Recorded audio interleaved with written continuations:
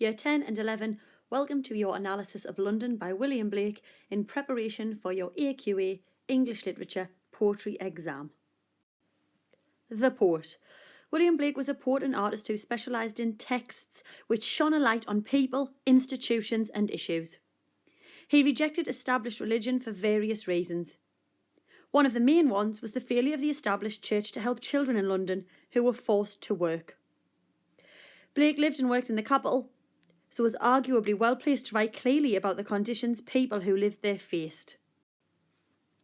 The French Revolution. In 1789, the French people revolted against the monarchy using violence and murder to overthrow those in power. Many saw the French Revolution as inspirational, a model for how ordinary, disadvantaged people could seize power. Blake alludes to the revolution in London, arguably suggesting that the experience of living there could encourage a revolution on the streets of the capital. The poem, London, by William Blake. I wander through each charted street, near where the charted Thames does flow, and mark in every face I meet, mark of weakness, marks of woe. In every cry of every man, in every infant's cry of fear, in every voice, in every ban, the mind-forged manacles I hear, how the chimney sweepers cry, every blackening church appalls, and the hapless soldier's sigh runs in blood down palace walls.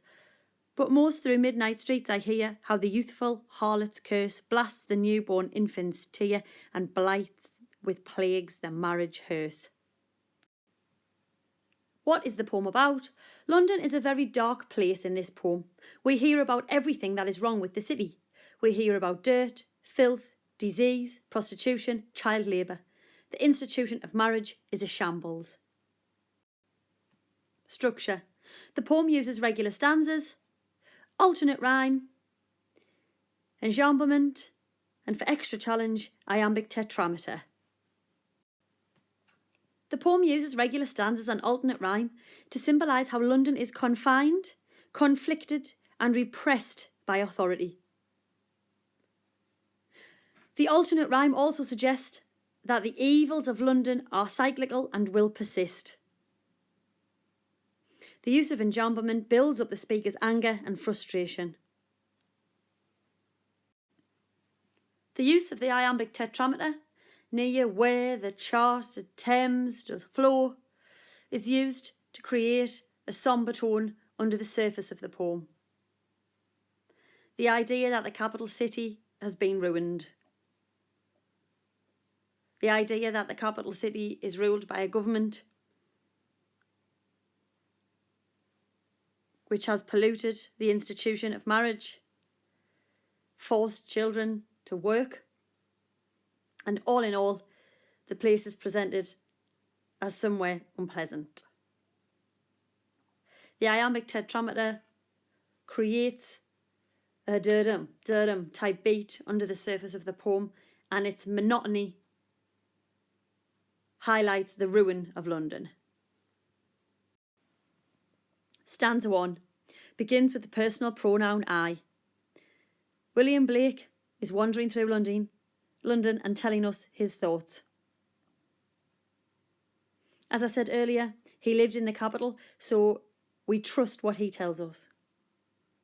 The repetition of the charted streets and the charted Thames shows us that even the river is controlled. People's lives are controlled by the government in London. The metaphor and mark in every face I meet shows us that people are miserable, people are suffering, and it is visibly clear on their face. Emotive language, such as woe and weakness, shows us that the people feel worried about the lives they lead, and the alliteration of the W makes it more powerful. The repetition of marks and the alliteration of the W shows us the awful conditions that the people are living in and the idea that they suffer. Marks of weakness, marks of woe. It's long, it's drawn out, it's painful. Once again, we continue with the emotive language and repetition in the word cry. Again, it shows us that the people are trapped in these circumstances and they can't escape because the government are in control. They are crying out via pain, but also injustice. The repetition of the word every shows us that every single person in London is suffering. Every cry, every infant, every voice. That triple A is extremely powerful for the reader as we realise that everybody suffers. And it's even more poignant that we hear that the infants are crying in fear. What is it that they fear? The lives that they are going to lead, or the fact that they are growing up in a capital city that is riddled with disease, dirt, filth, prostitution. Metaphor of mind-forged manacles. The manacles are handcuffs. They're a restraint. Again, this is a metaphor to show us that people's minds are trapped, but also that people are physically trapped in London. They are trapped by authority and the circumstances in which they live, much like France in the French Revolution. Blake uses a caesura here as well in the middle, which gives us that pause in every voice, in every ban. We pause there through the caesura. Why? Because he wants us to think about the fact that every person in London is in pain, is suffering. When we get to stanza 3, we hear about the chimney sweepers cry in every blackening church. The church was responsible for chimney sweeps, appalled by the cries. The listener is also appalled that the church has allowed this to happen. And as I said earlier, Blake did not believe in religious institutions. The metaphor of every blackening church appalls, literal, isn't it? The chimney sweeps ended up black. It's also metaphorical because they lost their innocence and they lost their lives. The colour black connotates that.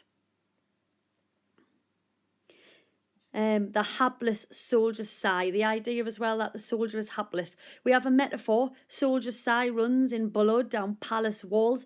Again, it's a symbol of the government. The idea that royalty has blood on their hands. The soldier is hapless and he can't do anything. He is powerless because he has to follow orders. So once again, people are trapped by authority. And finally, stanza 4, we have the prostitutes. Harlot, a prostitute, the one we're presented with, she's young, she's foul-mouthed as she blasts a child, we assume verbally, but we're not so sure.